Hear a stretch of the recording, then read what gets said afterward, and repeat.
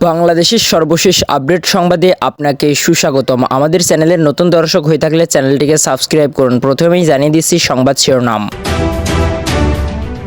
প্রথমেই জানাবো বুদ্ধিজীবী হত্যার নিরপেক্ষ বিশ্লেষণ করার অনুরোধ জামায়াত সেক্রেটারির।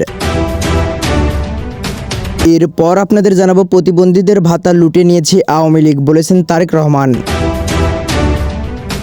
সর্বশেষ জানাবো সংঘর্ষে জড়ালো বিএনপির দুপক্ষ, আসামি আওয়ামী লীগ নেতাকর্মী। সুপ্রিয় দর্শক, এতক্ষণ শুনছিলেন সংবাদ শিরোনাম, এবার বিস্তারিত।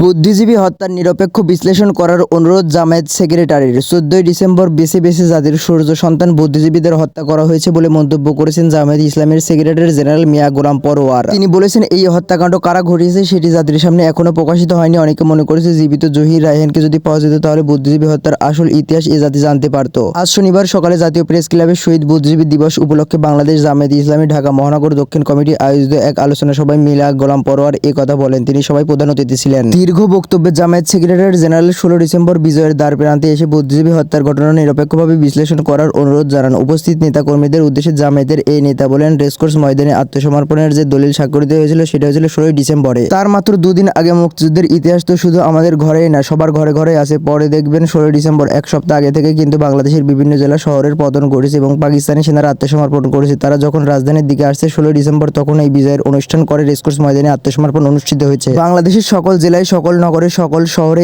একই দিনে পতন ঘটেছে, পরাজিত হয়েছে। পাকিস্তানি সৈন্যরা অস্ত্র জমা দিয়ে পলায়ন করেছে, ঢাকার দিকে ফিরেছে, ক্যান্টনমেন্টের দিকে গিয়েছে। তখন তারা জীবন বাঁচানোর জন্য ব্যস্ত ছিল। জামায়াত নেতা মিয়া পরোয়ার বলেন, ইতিমধ্যে মুক্তিযোদ্ধারা লাল সবুজের পতাকা নিয়ে বিজয়ের স্লোগান দিয়ে ঢাকার অভিমুখী যাত্রা শুরু করেছে। ফলে যে পাকিস্তানিরা পরাজিত, তারা নিজেদের জীবন যেখানে রক্ষা করতে পারছে না, তাদের আত্মসমর্পণের অলরেডি সিদ্ধান্ত হয়ে গেছে। তারা একটি দেশ, একটি জাতির জন্য আর কি ক্ষতি করতে পারে। এটা একটা বিশ্লেষণের বিষয়, যাদের সাহায্যে আমরা মুক্তিযুদ্ধের স্বাধীনতা অর্জন করেছি বলে অধিপত্যবাদী শক্তির সেবাদাসীরা জাতির কাছে গর্বিত হতে চায়। জীবিত জহির রায়হানকে যদি পাওয়া যেত। এ পর্যায়ে জামায়াত নেতা মিয়া পরোয়ার সাংবাদিক ও চলচ্চিত্র নির্মাতা জহির রায়হানের নিখোঁজ হওয়ার প্রসঙ্গ তোলেন। তিনি বলেন, দেশ স্বাধীন হওয়ার পর বাংলাদেশের বিশিষ্ট চিত্র নির্মাতা সাংবাদিক জহির রায়হান নিখোঁজ হয়ে গেলেন। তিনি মুক্তিযুদ্ধে একজন যোদ্ধা ছিলেন। তিনি মুক্তিযুদ্ধ, সংগ্রাম, লড়াই, বুদ্ধিজীবী হত্যার এই সমস্ত ঘটনার উপর একটা ডকুমেন্টারি প্রস্তুত করার জন্য গবেষণার কাজ হাতে নিয়েছিলেন। স্বাধীনতার অব্যাহতির পর তিনি দেশের গ্রামে-গঞ্জে, নগরে, বন্দরে তন্ন তন্ন করে খুঁজে বিভিন্ন হত্যাকাণ্ডের কারণ, কার তথ্য উপাত্ত, তার প্রমাণ, ছবি এগুলো সংগ্রহ করে ডকুমেন্টারি তৈরি করার জন্য মাঠে নেমেছিলেন। জাতি ভেবেছিল জহির রায়হানের ডকুমেন্টারি তৈরি হলে অজানা এইসব ইতিহাস এবং সত্য বেরিয়ে আসবে। পরোয়ার বলেন, অজ্ঞাত কারণে জানুয়ারি মাসের শেষের দিকে জানা গেল জহির রায়হান নিখোঁজ। তাকে আর পাওয়া যাচ্ছে না। আজও বাংলাদেশের সুচিন্তিত রাজনীতি যারা করেন, মুক্তিযুদ্ধের উপর যারা গবেষক, তারা যোদ্ধা, রাজনীতিবিদ, তাদের কাছে এই রহস্যটি আজও অনাবিকৃত।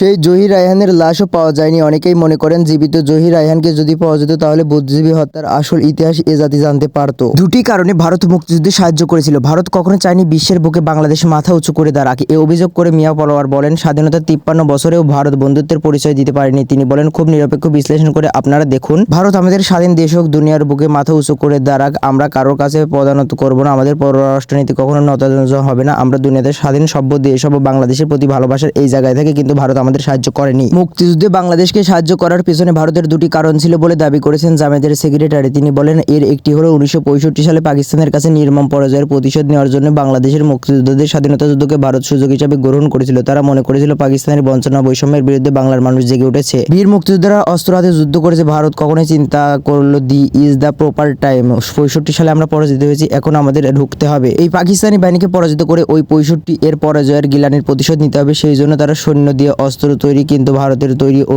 অসৎ উদ্দেশ্য ছিল। দৃশ্যত মনে হয়েছিল দেশটিকে তারা স্বাধীন করে দিয়েছে। পরোয়ার বলেন, এর পিছনে ভারতের আরেকটি স্বার্থ জড়িত ছিল। চতুর্দিক ঘিরে ভারতের সীমান্ত, মাঝখানে তাদের পেটের ভেতর ছোট্ট একটা বাংলাদেশ। তারা মনে করেছিল বাঙালি জেগেছে, এই মুক্তিযুদ্ধকে কাজে লাগিয়ে এই দেশটাকে যদি আমরা পাকিস্তানের কাছ থেকে আলাদা করে দিতে পারি তাহলে আমাদের দেশের রাজনীতি, অর্থনীতি, শিল্প, কলকারখানা, সংস্কৃতি সবকিছু চাপিয়ে দিয়ে আমরা একটা করদ রাজ্য, ব্যবসা বাণিজ্য কেন্দ্রে দেশটাকে ব্যবহার করতে পারবো। সেই জন্য তারা এখন সাহায্য করেছে। আলোচনা সভায় সভাপতিত্ব করেন ঢাকা মহানগর দক্ষিণ জামায়াতের আমির নুরুল ইসলাম বুলবুল। তিনি বলেন, বিজয়ের একদিন আগে বেছে বেছে সাংবাদিক, শিল্প, গবেষক, শিক্ষক, বুদ্ধিজীবীদের হত্যা কারা করেছিল এটি স্পষ্ট। অধিপত্যবাদীরাই এই হত্যাকাণ্ডের সঙ্গে জড়িত। নুরুল ইসলাম বুলবুল বলেন, আওয়ামী লীগ আমাদের 30 লক্ষ শহীদের রক্তের বিনিময়ে অর্জিত স্বাধীনতা প্রতিবেশী রাষ্ট্রের কাছে বর্গা দিয়েছিল। 5 আগস্ট এ দেশের ছাত্র জনতা আমাদের স্বাধীনতা ফ্যাসিবাদের হাত থেকে মুক্ত করে এনেছে। জামায়াতের কেন্দ্রীয় কর্মপরিষদ সদস্য ও মহানগর দক্ষিণের সেক্রেটারি শফিকুল ইসলাম মাসুদের সঞ্চালনায় আলোচনা সভায় আরো বক্তব্য দেন কেন্দ্রীয় মজলিসের শুরা সদস্য আব্দুল সবুর ফকির, কেন্দ্রীয় মজলিসের শুরার সদস্য মোহাম্মদ দেলোয়ার হোসেন, মোহাম্মদ কামাল হোসেন, আব্দুল মান্নান, মহানগর কর্মপরিষদ সদস্য নূর নবী মামনিক প্রমুখ।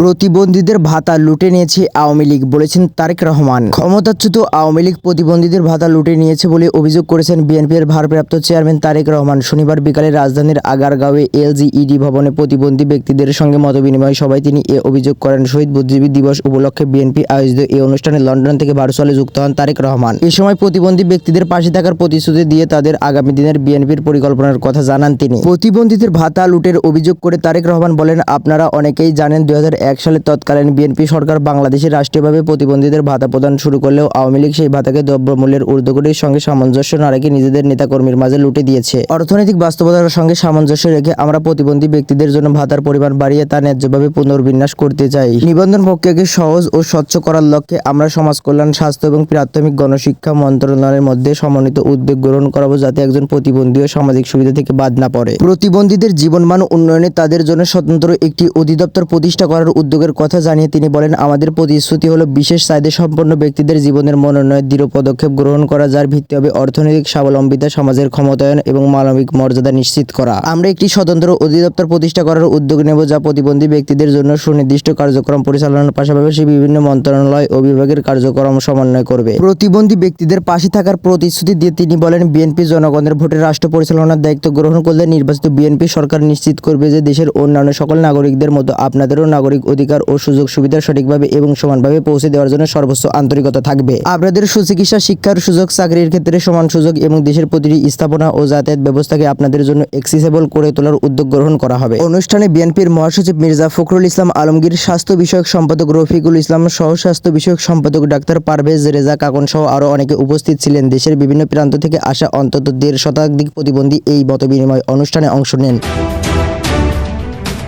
সংঘর্ষে জড়ালো বিএনপির দুপক্ষ, আসামি আওয়ামী লীগ নেতাকর্মী। সংঘর্ষে জড়ায় বিএনপির দুপক্ষের নেতাকর্মীরা, করে পাল্টাপাল্টি মামলা, তবে আসামির তালিকায় আছে আওয়ামী লীগের নেতাকর্মীর নাম জানিয়ে ক্ষোভ প্রকাশ করেছিলেন অনেকে। বিএনপির নেতাকর্মীদের মধ্যেও দেখা দিয়েছে মিশ্র প্রতিক্রিয়া। জানা গেছে, গত মঙ্গলবার রাতে চর ফ্যাশনের দক্ষিণ আইসা থানার আইসা সদর বাজারের সংঘর্ষে জড়িয়ে পড়ে বিএনপির দুপক্ষের নেতাকর্মীরা। এ ঘটনা গত বৃহস্পতিবার 73 জনের বিরুদ্ধে মামলা করেন কেন্দ্রীয় যুবদলের সাধারণ সম্পাদক নুরুল ইসলাম নয়নের অনুসারী কেন্দ্রীয় যুবদলের সদস্য সিরাজুল ইসলাম সবুজ খান। একই ঘটনায় শুক্রবার রাতে 66 জনের বিরুদ্ধে পাল্টা মামলা করেন সাবেক সংসদ সদস্য নাজিম উদ্দিন আলমের অনুসারী বিএনপি নেতা আনোয়ারুল ইসলাম ছোটু। বিষয়টি শনিবার দুপুরে নিশ্চিত করেন দক্ষিণ আসারিয়া থানার ভারপ্রাপ্ত কর্মকর্তা ইশরাদুল হক ভুইয়া। বিষয়টি নিয়ে আলমের অনুসারে দক্ষিণ আইসা থানার বিএনপির সাধারণ সম্পাদক ফারুক মাস্টার বলেন, আওয়ামী লীগের এসব নেতাকর্মীর মধ্যে আমার জানা মতে 3 জন সংঘর্ষের সময় ছিলেন না, তবে অপর আওয়ামী লীগ নেতাকর্মীরা ছিলেন বলে মামলার বাদী জানিয়েছেন, এজাহার দাখিল করেছেন। দক্ষিণ আইসা থানার ওসি ইরশাদুল হক ভুইয়া জানান, সংঘর্ষের ঘটনায় বাদীদের দেওয়া এজাহারের মতে 2 পক্ষের পাল্টাপাল্টি হামলা নেওয়া হয়েছে, তবে হামলা 2টি তদন্তাহীন। সংঘর্ষে যারা জড়িত নয় যাচাই করে মামলা থেকে তাদের বাদ দেওয়া হবে। সুপ্রিয় দর্শক, এই ছিল এখনকার সর্বশেষ বাংলা আপডেট সংবাদ। পরবর্তী বাংলা আপডেট সংবাদ পেতে আমাদের 365 নিউজ এক্সপ্রেস চ্যানেলটিকে সাবস্ক্রাইব করে বেল আইকনটিকে বাজিয়ে রাখুন। আপনার মূল্যবান মন্তব্য জানিয়ে দিতে পারেন আমাদের কমেন্ট সেকশনে, আর ভিডিওটি শেয়ার করে অন্যকে দেখার সুযোগ করে দিন।